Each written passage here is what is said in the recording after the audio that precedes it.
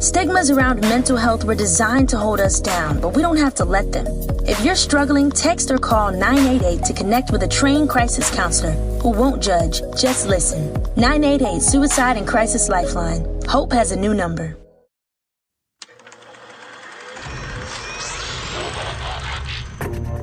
Game over, man. Game over. You're gonna need a bigger boat. So serious. I am Iron Man. This is a tasty burger.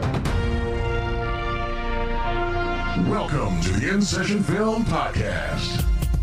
Welcome to this podcast review for June 1st, 2023. I am JD Duran, and I am very excited for this conversation because I am being joined by one of our lovely voices over at Women InSession, Amy Thomasson, joining me for this. Amy, welcome to the show. It is an honor to be on the main show and meet you and to talk about this movie that I've been waiting for since I was in 5th grade. Oh, wow. Okay. Yeah. Because that was honestly one of the first questions I wanted to ask you before we jump in. What is your relationship to the animated film, The Little Mermaid? The movie came out when I was in 5th grade, and I'm not going to say her name, but I remember the friend I saw it with, and okay, I fell madly in love with this movie. And okay. I agree with people saying that it sort of kicked off the Disney Renaissance. Yeah. And because I had gone to Disney World for the first time that summer where it came out, and I remember they had MGM Studios, and you could see the drawings for the movie. And when I was little, I was like, wait, did this already come out? I hope it didn't. It's a movie about a mermaid and she looks so beautiful. And then I saw it in the theater, and I went to see it 3 times as a child. And it just knocked me off my feet, swept me away. I bought the video when it came in those clamshell. Sure. Yes. Yeah. How old I am. It was 1989. And I just wanted to be a mermaid. I thought Eric was so handsome. The music was amazing. The animation, which when you're little, you don't think about those details, but now back, it was a magical film. Yeah, it is a really good film. So before I give my thoughts on it, I also wanted to ask you this, because this last week on the show, episode 536, we did our power rankings for the Renaissance era. And so you're pretty high on The Little Mermaid. Is it like in your top 3, top 2? Like, where does it rank for you in the Renaissance era? The Renaissance era? Yeah. I would definitely say number 1. Your favorite? Okay. With Aladdin is a very close number 2. Okay. I'm going to get a lot of hate for this, but I'm being honest. Even as a child, when I saw The Lion King, I didn't really like it. Oh, okay. It's a beautiful film, but as far as how it connected to me, it left me a little cold. Interesting. And Beauty and the Beast I didn't see till I was in about middle school. And it's cute. I understand why other people love it, but The Little Mermaid, I wanted to live The Little Mermaid. I wanted to be a mermaid. Okay. I wanted to be beautiful and swim in the ocean and have little fish friends. And with Aladdin, I wanted to be on that magic carpet. There you go. All right. That is very exciting to hear. I'm also a big fan of The Little Mermaid. I really do like it, especially given the context of when it came out, because the 3 films that preceded it is, we'll say, not some of Disney's best work. And it just had a very different feel comparatively. And you could tell that Disney was moving into a new era. So I really do like it. I don't know. And this is what's interesting about hearing other people's perspectives, because I can say pretty confidently, I don't know if I've ever heard anyone say that they had a cold reaction to The Lion King. I mean, that is fascinating. And I saw it more than once. And this is when I was little. And I just remember, I remember I saw it with my friend. I saw it with her 2 younger brothers. I remember we saw it at the Hawthorne movie theater. All those memories I have. Yeah. And the opening up into of the Circle of Life up until when it flashes, boom, the Lion King. It's the best part of the movie. It is one of the best openings After of that, all time. it's all kind of downhill. And I think some Interesting. because I feel like I didn't like young Simba. And when he Okay. sang, I thought he sounded like young Michael Jackson, and it kind of annoyed me. And I love young Michael Okay. Jackson 5, but there were just Sure. little things about it. I was like, eh. Yeah. Well, that's I'm fascinating. the only person alive who has that perspective. I feel Well, I and that's great. No, I love that's yeah. have to love that movie.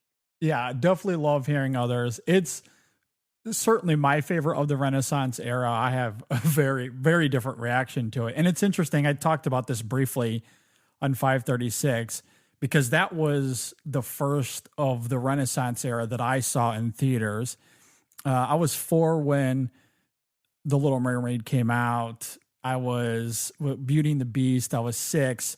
I don't think my parents saw me as having interest in those, so I certainly caught those up with later. But I think, in their minds are like, Lion King, 9-year-old boy. Yeah, sure, we can make that happen. So I did see The Lion King in theaters. It destroyed me. And then it was interesting because the first time I saw it again as an adult was on my birthday in like 2018. My oldest had like set up this like home theater little thing as like a little birthday surprise. And that's the movie that he chose for us to watch. And then watching it through the eyes of a father, especially in that setting. Yeah, it absolutely obliterated me. Was this his first time watching it? No, I think he had seen it a couple of times. And I was aware that he had seen it, but I was, kind of purposefully trying to stay away because I knew what that film would do to me. But I couldn't say no to that. Like I couldn't say no to watching it in that setting. So Children. yeah, I know. So it's fun to kind of get both of those, like have that film embedded into my brain from like 2 very different perspectives like that. But anyway, we're not here to talk about that. We're here to talk about The Little Mermaid, which is directed by the remake, that is Rob Marshall. It stars Halle Bailey, Jonah Hauer-King, Daveed Diggs, Awkwafina, Jacob Tremblay, and many others that come and go throughout this film. So with all of that laid out on the table, Amy, tell me, what did you think of Rob Marshall's The Little Mermaid? I really loved it. I thought it really brought me back to the original. And I think that's what's magical about it, is that grown-ups remember seeing it. And then, of course, the theater was filled with little munchkins. And hearing their enjoyment of it, what better experience to have than to share that with a child? All of the issues with the brouhaha about the casting a person of color to play Ariel. Mermaids aren't real. I don't mean to break it to everybody in the audience at home, but mermaids are not real. Yeah. And she was beautiful and she was lovely and she was a beautiful singer. And I loved that. I thought the prince was very good. Yeah. Less of a stud than the animated one. I do have to say that. The animated one was a little bit of a stud. And, and he did the job. Jacob Tremblay was good. Daveed Diggs, who I love. You're not going to beat the original. He was very good, but it's hard. That was the only character that I thought didn't reach the same heights as the original. Okay. Yeah, that's fair. The original Sebastian has passed. We miss you. We love you. He was so funny. I thought Melissa McCarthy was very good as Ursula. Okay. She was, and I know I'm looking through all my notes. No, it's fine. I love it. The Scuttlebutt song. Yeah. Not such a fan of that. Okay. Yeah. Fan of that. And then Eric's song was, why are we having this song in here? I was watching the movie and I thought, when I rewatch this movie with my children, this is going to be a part that I fast forward. Okay. Interesting. It's not as, it doesn't hold up to the rest of the score. Okay. I think that's very fair. On the whole, though, I am very much with you. I really did like this movie. I think it is one of the better remakes in Disney's canon since they've been remaking a lot of these movies. And I think what I love about it, it kind of comes down to a couple of different things. One, we mentioned Halle Bailey. She is electric in this film. I think she's really great.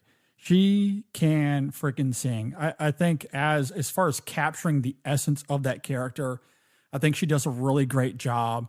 And surprisingly, I did not anticipate this, but I think she does a really good job in her performance of tapping into the same innocence and almost, like it's very reminiscent of that initial performance in some ways, but she brings her own identity to it as well, that I really like. So for me, it kind of bridges that gap of, tapping into nostalgia and pandering to that in a little way, in some ways, while also kind of being its own.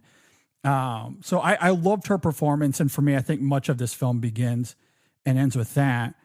And where we will differ a little bit, because what I've liked about these remakes mostly is the additions that are brought to them. Now, I know that when they're wanting to remake these from Disney's perspectives, they want to pander to that nostalgia because that's what people love about the animated films. And it's certainly why many people go to see it. And that's certainly fair. But when I look at, something like Peach Dragon, for example, to me, that film is almost nothing like its predecessor. To me, it's very charming, really well made, and one of the better films. Beauty and the Beast, I did not like very much, but what makes me frustrated with that movie is I think it had great potential because the additions they bring to it, especially with Kevin Kline's character, I thought was excellent. Like I could have used the whole movie around that. And while it's not the best movie, technically speaking, Mulan might be my favorite of them all simply because it is nothing like the animated film. Nothing at all like the animated film, which I do love, but I appreciate that while it taps into the bare bones narrative of Mulan, it has its own thing. And this is more in lines, I think, of like Cinderella, in the sense that, yes, a lot of this film will feel familiar. It very much follows the formula, but the additions that are brought to it, I did really like. So the new song from Prince Eric that you mentioned, I think what I like about it from a musicality standpoint, I do like what it's doing there, but more so on an emotional and perhaps a thematic level. What I like about this comparatively to the animated film is that it gives us a little bit more insight into the yearnings of Eric, which I do think is missing in that original film. And understandably, they're trying to tell, a story with lore and, character in 90 minutes. This has expanded out to be 2 hours and 15 minutes, something along those lines. So this is certainly a little bit longer, but I do like that they're expanding beyond that to give us something with Eric in terms of his wants and his needs, and the idea that what he's yearning for is very similar to Ariel. So when the romance comes, we have an understanding that the roots of both of those characters fundamentally come from the same place. So when the romance is sparked, to me, there's like equal weight to it, and that balancing act I think is really good. So, and I think the film does a good job of doing that outside of that song. But I think the addition of that song from Eric gives perhaps more weight to it than some of the other stuff they do. But on the whole, yeah, with you, I do like it, even if we like it for somewhat different reasons.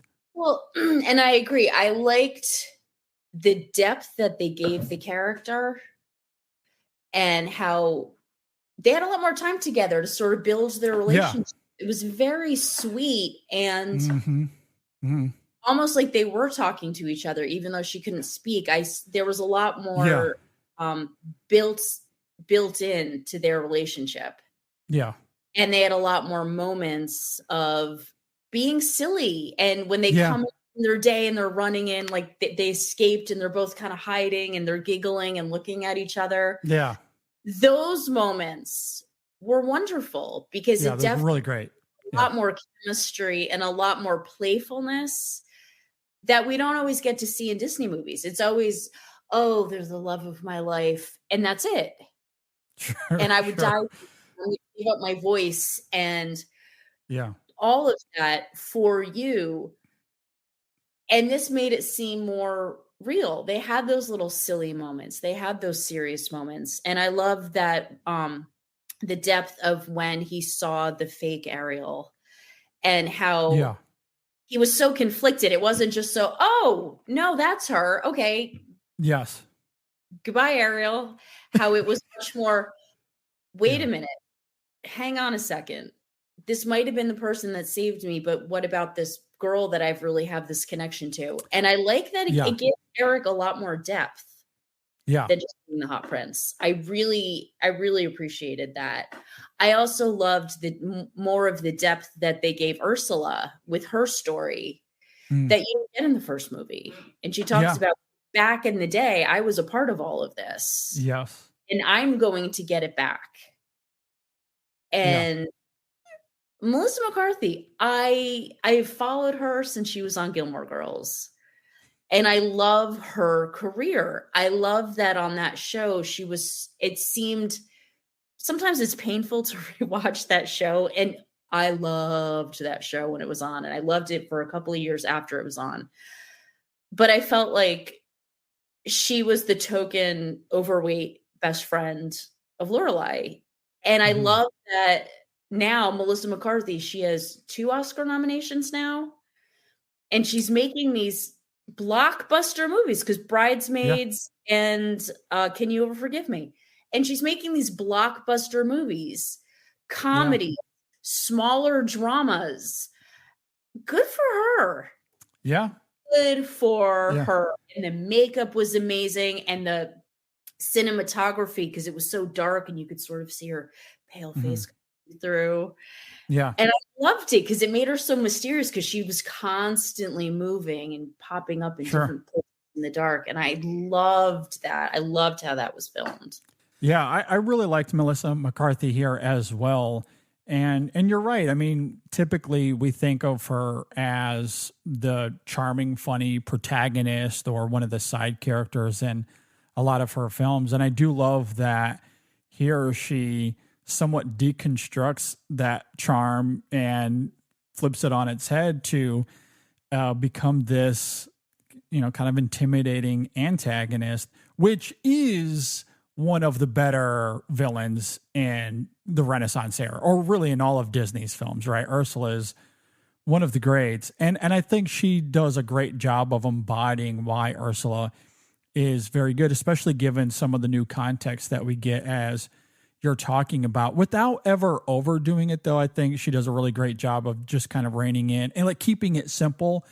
And that simplicity, I think, goes a long way because it doesn't distract from what is the beating heart of this film, and that's the romance between Ariel and Prince Eric. And I do agree with you. I mentioned I like the new song from Eric's perspective, but beyond that, yes, there's a lot of scenes where we just see them interacting and just gazing into each other's eyes, like they're having a conversation, even though Ariel isn't verbalizing anything. And that to me, I do think is important because I have read some criticism. In fact, I believe this was brought up on the show this last weekend, that the Little Mermaid could be interpreted as maybe being a little, I don't know if superficial is the right word, but it's the thing of, well, she doesn't have her voice, so the only thing that can attract Eric to her is her beauty. And so then it just becomes a thing about beauty, which then ironically Disney would then subvert a few years later with Beauty and the Beast, funny enough. And here, and I don't know if this was intentional or not. I don't know. I haven't read into it too much to know if this was top of mind for Rob Marshall and his team here.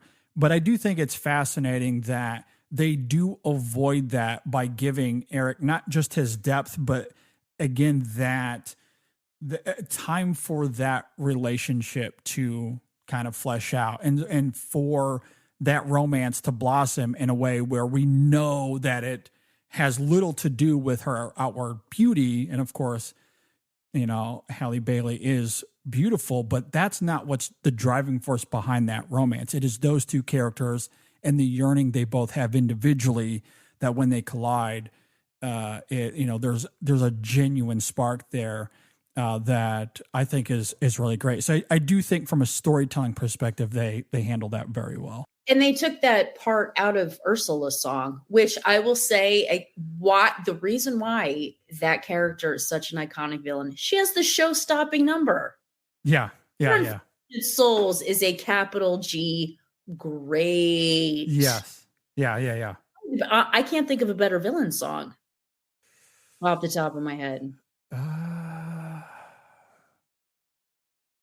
The one in Hunchback of Notre Dame, I think, is really great. Oh, the one that reminds me of Sweeney Todd. Hello, musical theater people at home.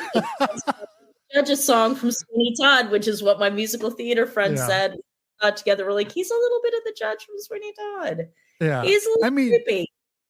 And being the Lion King guy, I mean, I will always go to bat for Scar. I do like his song as well, but it's up there. No matter how you rank them, that song and Ursula very much up there. It's different, and I do like. I almost called it the Judge's song, Frollo's song. But to me, Poor Unfortunates is a showstopper. It really, it's just great. And you sing along to it, and it's just wonderful. One thing that I feel a lot of people are unfairly picking on about The Little Mermaid, a lot of this is also coming from the original story. I don't know. Does anyone read? I, of course, have read the original story because I'm a huge nerd. But that's literally the story. Is she does give up her voice. Have you read the story? No, I haven't, but I am very aware that that's what takes place. That she dies at the end and becomes part of the sea foam because the prince does not fall in love with her. Yeah. It's so sad, but it's a Hans Christian Andersen. So thank goodness that they changed that. But you can't have that story without that in it. That's such an integral part of what that story is. Oh, I agree. So and I don't think that Disney should have, re-engineered that necessarily. What I like about what they do here, as we've been talking about, is they give a little bit more depth to these characters and give more time for that romance to blossom. Like the scene when they're going through the market there, or the scene on the horse, as silly as that is, or anything in the castle. Like we just get these moments, like in that room when they're she's going through all the things and he's talking about the maps and all of that. Like those kind of moments like I just love that the film allows that relationship to breathe, and you really do feel the chemistry between those two characters. So none of it feels forced. It doesn't feel like it's coming from a hollow place or a superficial place. It comes from a genuine place of the yearning of these two characters and in what's at stake for both of them emotionally. I think the film does a really good job of getting that right. So by the end of the film, I don't think anyone's thinking about the potential controversy that, it's her voice or whatever. I think this film does a really good job of handling that. And that exactly, she wins his love, not just through her looks, but through her curiosity. 100%. Yeah. And she's charming. She is very charming and lovely. And how she was able to emote with just her face. You saw her, and I love how she's pointing and she's looking at him all curiously, like, no, tell me more. And she's more than lovely, but she's just you can tell she's got this burning spirit inside of her. And that's why he loved her. And when the other woman, the fake Ariel, shows up, and she's gorgeous. She's stunning. But I love that him running towards her and then stopping and being like, wait a minute. But I just had this amazing connection with this other person. Is this really what I want? And so he seems like he's holding back in a way that in the animated movie, he was just like, oh, nope, this is the girl with the voice. Yeah. And I think you articulated it very well earlier. Like when it comes to that moment for Eric, there is true confliction there. Like, I do think the film gives weight to that. I think it is earned. I really did appreciate that moment because we understand why he is drawn to that tune. And he's grateful that, for being saved. And we saw earlier that he's pulling out all the stops to try to find this person. So yeah, I mean, even though the resolution or the conflict that we get there, that is a little bit abrupt, which I'm perfectly okay with personally. But yeah, that moment of confliction, I think, is really good. And that comes through performatively as well as dramatically, I think. And that it kind of continued, that even after the parents are invited, oh, we're so glad that he finally found you and everything. He's still a little holding back. Yeah. And I it gave him a lot of depth, because the original Eric, I love him, pretty, but not the greatest, not the greatest. But he's pretty in the original one, so who cares? In this one, he's pretty and smart. Exactly. Absolutely. And you make a great point too, that I think should be emphasized, because when people talk about Halle Bailey, she certainly has the look down, at least I would argue that she does, and she can sing like no other. However, because of the nature of the character, and you were talking about some of the mannerisms that she has to deliver and a lot of the facial acting that she has to do, that is also really important here. And I think she does a very, very good job with that. I agree. Like, there's a lot within their interactions where her eyes, her smile is doing so much of the heavy lifting, and she does a great job with that, as well as, again, through those mannerisms, embodying and reverberating that naivete in Ariel, because obviously this is all new to her and she doesn't really know, when some of the stuff that she thinks she knows, it's obviously not true. And so she taps into it with like this faux confidence, like with the fork in the hair, like she just goes for it and then quickly realizes, oh, that's not what it's supposed to be. But I love that kind of faux confidence in her, and that naivete, it comes through very well. And that sense of wonder. And yes, in the sense of, yes. I imagine is very hard to portray, because she doesn't seem dim. She seems full of wonder, which is very different from blank. Yes. And, I just know what's going on. Because otherwise she would just be like wide-eyed and looking all over the place, where she would look a little creepy. Yeah. And that's so important too, because of one of the most iconic songs of this film, when she's talking, when she's singing about wanting to go to the surface and be where the people are. Like, we know that she has a sense of wonder just through the lyrics of that song. So when she finally gets there, it is important that comes through in the character. And yeah, I could not agree more. That sense of wonder is palpable in her performance. She was lovely. And the things that the ugly things that people have said just really upset me. Yeah, I agree. So there's no lovely. reason. And I love not just that they kept her with the red hair, but I love how they had the texture of her hair. Yeah. It was beautiful. They didn't make it straight. Yeah. She still had the same hair texture that would make sense for her character and for that actress. And yes, she was just so beautiful. And I agree. Something that made me really happy is, I'm not young, but all the people sitting behind me were young, but kids were actually cheering in the theater. Mm-hmm. Yeah. It was so beautiful. And all different races of children clapping. They were dancing, literally dancing in the aisles. I almost cried. Yeah. I'm almost crying now. It was just this beautiful experience. And that's part of going to the movies. And I agree. Getting totally nostalgic. During the years of COVID, these kids didn't have that. And these are little kids. Yeah. And knowing that they get that magic too, and for such a movie that's so special, how wonderful is it? That's the beauty of movies, that they bring us together, that we share this experience together. And what a beautiful movie to share. Oh, absolutely. I went to see this with my wife, and aside from us, it was mostly moms bringing their children, primarily little girls, to see the film, and it was really beautiful, and they were all into it. It was wonderful. So yeah, I mean, any of the criticisms that are directed toward Halle Bailey, it's all ridiculous. She was very well cast. As soon as you hear her sing, when you see that naivete, that sense of wonder, you'll know why she was cast as Ariel. She's fantastic. Beautiful. I did want to ask you about this though as well, because I know that one of the bigger talking points around not just this film, but all of these Disney remakes, is the visual style, the fact that they're using photorealism for especially the animal characters, and then we're hearing them talk. Was that jarring for you here? What did you think of that comparatively to something like The Lion King or The Jungle Book, for example?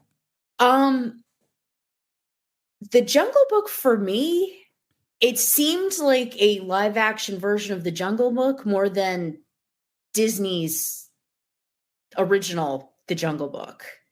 Yeah. So I was able to completely separate the two. With The Little Mermaid, it's harder just because personally I have such an emotional connection to this movie. Sure. Yeah. But I think the animation style was beautiful. I think the way that they did the animals, and it is so magical. I thought Sebastian looked a little creepy though. His eyes kind of creeped me out a little bit. I don't know why, but yeah.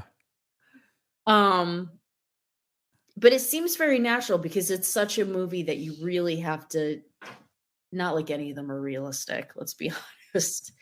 But with The Jungle Book, it seemed like two completely separate things. It didn't seem like a live action version of the animated version. It just seems like a live action The Jungle Book. Yeah. And The it's Jungle hard. Book. Oh, go ahead. When you have some of those actors that are so iconic, and when you've watched it 150 million times like I have, not hearing, and it was hard, and Will Smith, before his fall from grace, taking over the role of the genie, which that takes guts. Yeah. Oh yeah. Because who is still not grieving the loss of Robin Williams? If you mention Robin Williams, anybody, everyone to this day is, my heart is broken. I'm still not entirely over. And we just talked about Birdcage last night on Women InSession. So everyone, just a little shout out. But he was the genie. Yeah. And so no one is gonna reach that. And I think my son loves the live action version because that's the first one that he saw. He saw it with his mom at the theater. He wasn't in 7th or 8th grade like I was when that movie came out. And then so in this one, in Little Mermaid, they didn't have anyone like that. They didn't have any big stars doing it. So it's easier to put other people in. But in the Jungle, I'm going to say, I mean, having anybody else, and I can't remember his name. I think his name is Phil. The guy who did Baloo, and he also did Little John in Bill Harris. Yes. Bill Harris. Okay, sorry. Trying to pull this off the top of my head.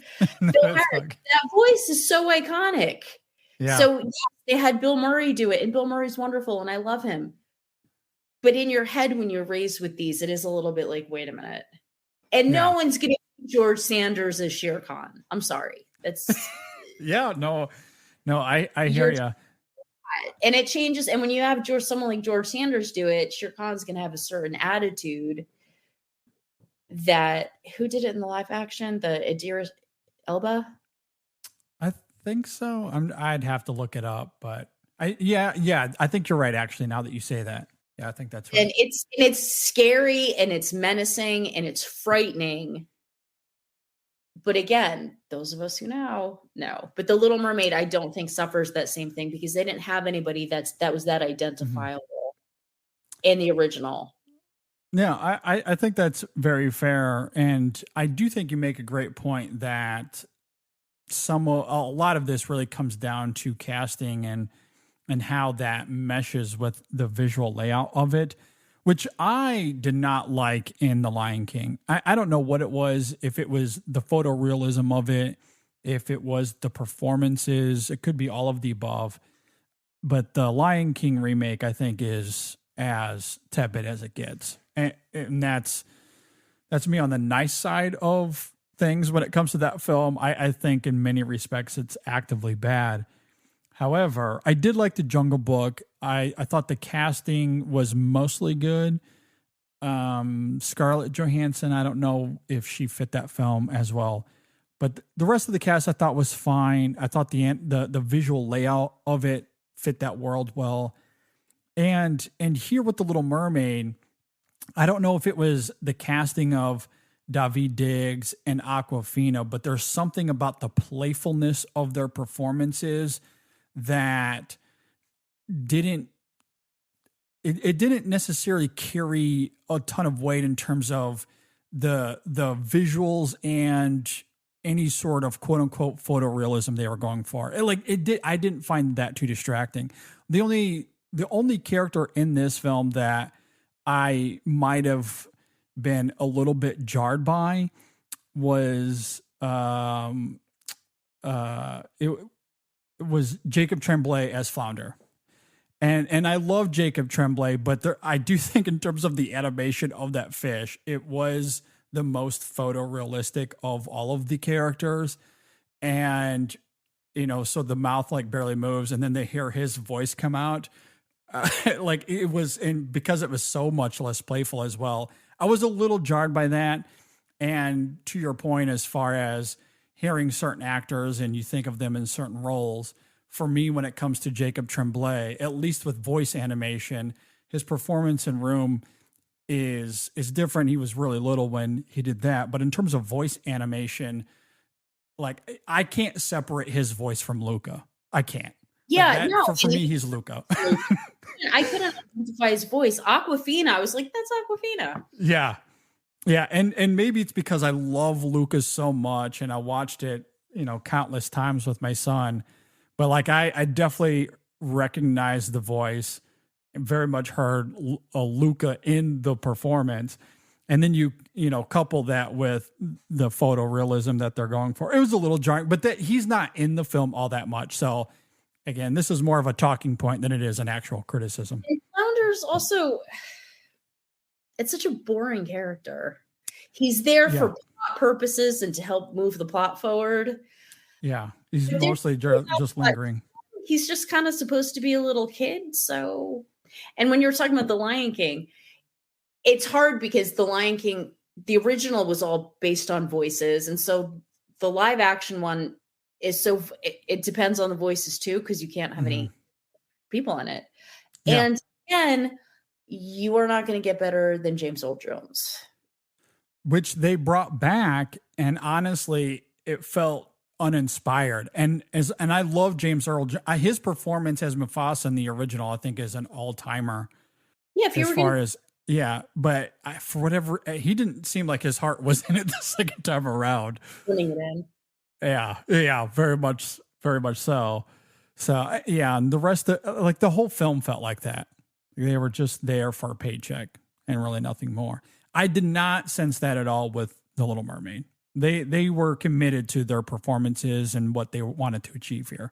Certainly give it credit for that. Joy. And I loved bringing in Eric's mother and the fact that he's adopted and all that. Yeah. It would seem, this is stupid to give this character backstory. It's not. It adds to, and her fear of him leaving home and her fear of danger and I almost said the underworld, the world under the sea. Yeah. And so at the end, when they're all together, the humans and the sea folk, it was really beautiful. I agree. No, I like the backstory because it gives the two characters parallels. Like, again, we come to understand they come from the same place. They're yearning for very similar things, which I think makes sense of the romance in ways that's very effective here. And I agree, those final moments are affecting. I thought they were pretty poignant. So, all right, let's get to final thoughts. I'll toss it back to you. Do you have any concluding thoughts here on The Little Mermaid? People should see this movie. If you love it and you're an old person like I am who saw it in the theater as a young child, you're still going to be enchanted.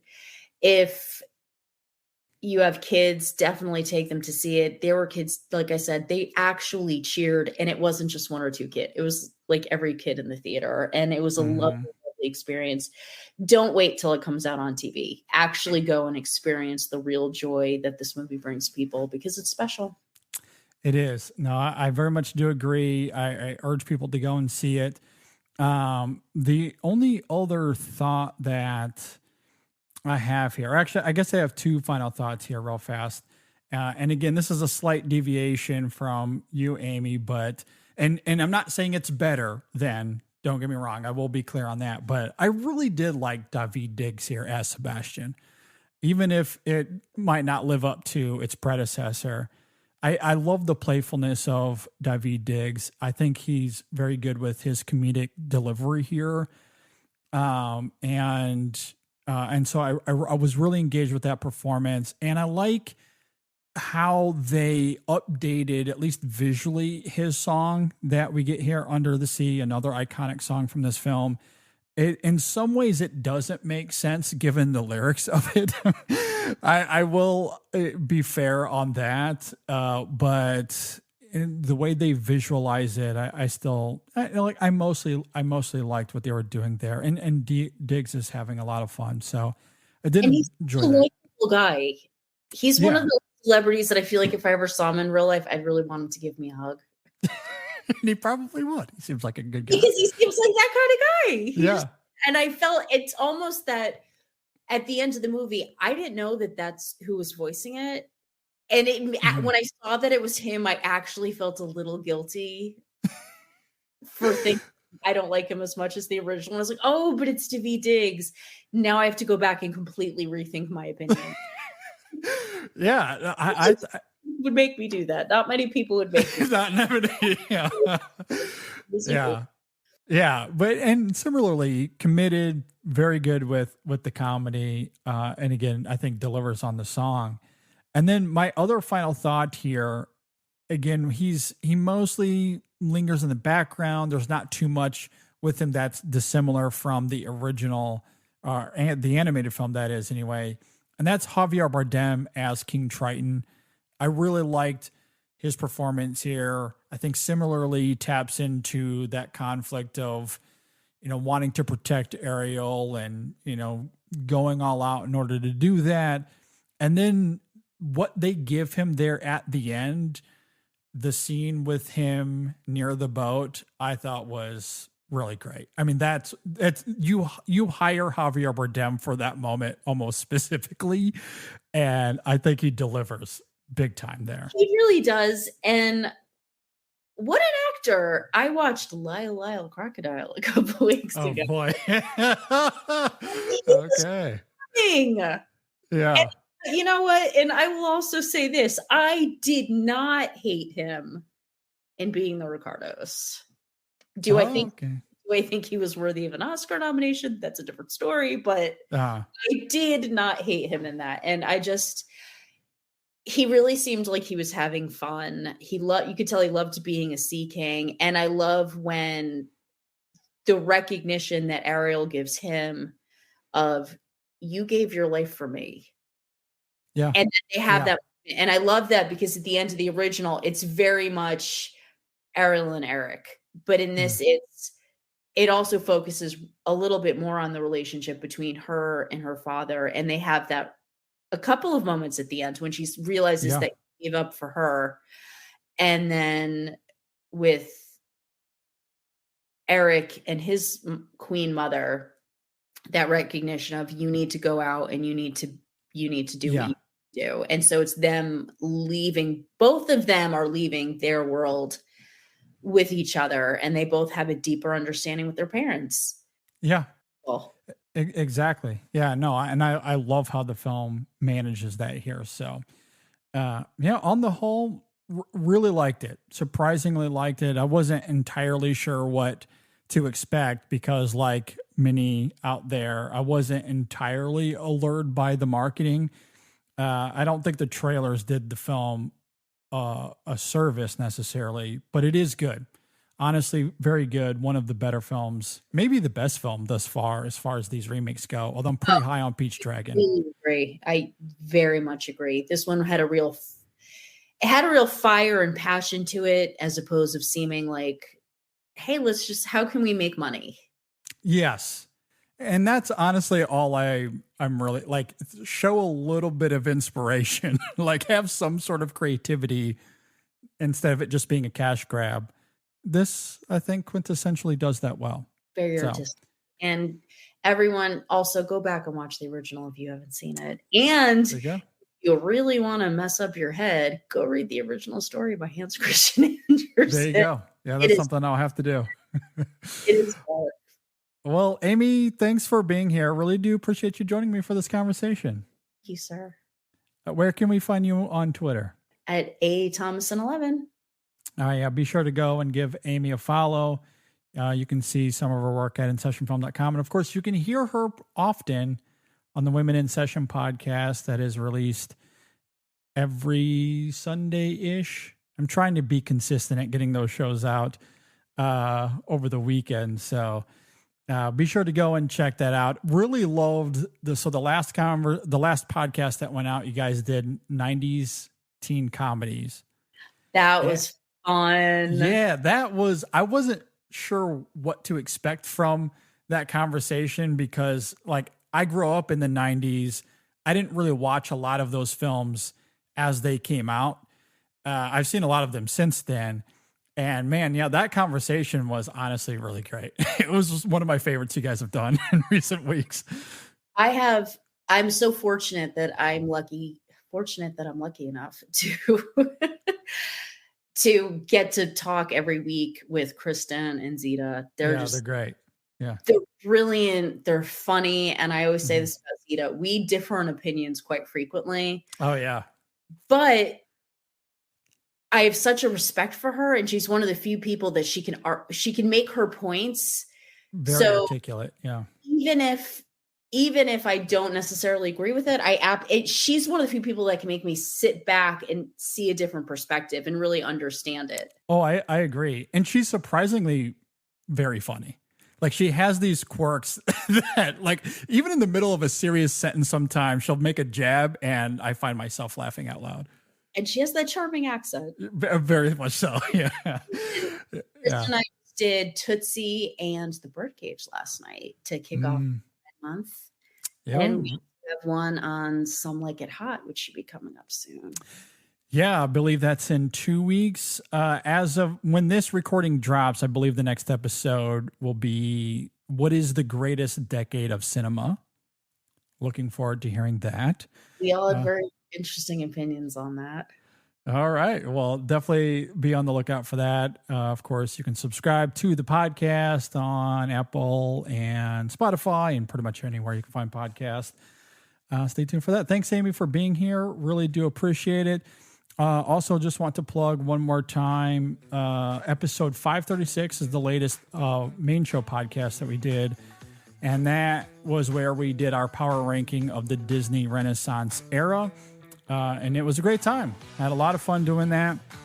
And if that's something that you enjoyed, we did the same thing on episode 532 for the golden and silver ages of Disney animation as well. So if you want to tackle those 2 episodes, you certainly can.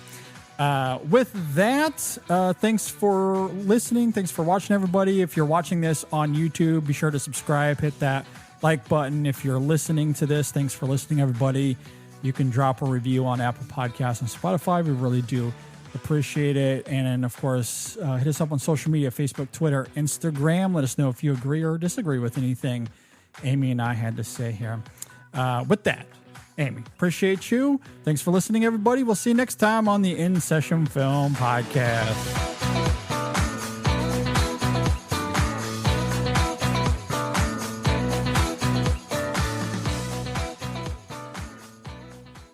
Earn great returns on your money with the safety and security of a community bank. Bank of Clark is offering 4.5% annual percentage yield on 6-month CDs, 4.75% APY on 12-month CDs and IRAs, and 5% APY on 15 and 18-month CDs. Plus, earn up to 3% APY on Bank of Clark money market accounts. Visit your local Bank of Clark branch today or go to bankofclark.bank. We're the bank for that. Member FDIC. Limited time offer. Rate subject to change at any time. Minimum balance of $1,000 on CDs. On MMAs, minimum of $1,000 to open, $25,000 to earn interest. Balance of $100,000 to obtain the 3%.